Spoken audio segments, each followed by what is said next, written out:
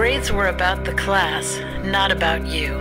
Reclaiming your self-esteem. Most of the adults I've met who were diagnosed with ADD or ADHD as children have a less than stellar track record when it comes to academic performance.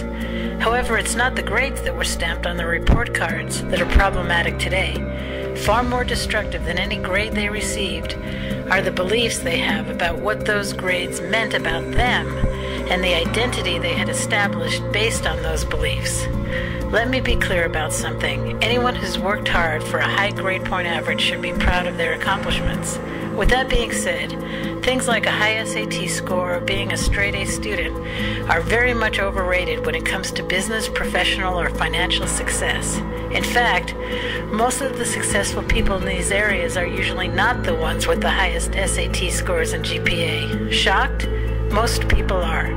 In his book, The Millionaire Mind, Thomas J. Stanley shares about his years of research, revealing millionaires who received low grades while in school. While those around them with low grades allowed the grade to determine who they were, the future millionaires refused to buy into the dogma put forth by the educational system that unless you could get good grades consistently, you stood little chance of success in the world. Instead, these millionaires forged their own path and chose to view the low scores as what they were, low scores and nothing more. If you brought home nothing but A's on your grade cards or were a 4.0 student in college, great. If not, remember this, SWSWSW. That stands for some will, so won't, some will, some won't, so what? Einstein and Edison were both poor students. Was their academic performance an accurate predictor of what they would contribute to the world? Hardly. Here's what I know about you. When you are interested and passionate about what you are studying or learning, you'll do well, extremely well. When you're not, it will take a great deal of focus and determination to do well. Not that you can't or won't do well, it will just take more effort. Are you beginning to see the answer to this challenge? One critical element of all successful ADD folks is that they stop trying to fit a square peg in a round hole. They discovered the area for which they had the fire in the belly and then focused their attention quite effortlessly in that area. Michael Neal says, "You want what you want whether you think you can have it or not.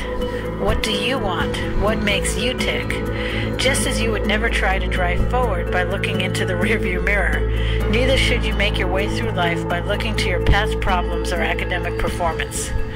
What you had done or scored says nothing about you now." My name is Dr. Claire Albright, a psychologist and the author of a 168-page book about a therapy used for ADD called Neurofeedback, Transforming Your Life with Brain Biofeedback. Go to www.neurofeedbackbook.com where you can download this PDF file ebook for only $7.77. www.neurofeedbackbook.com. I can be reached at 949-454-0996. Thank you.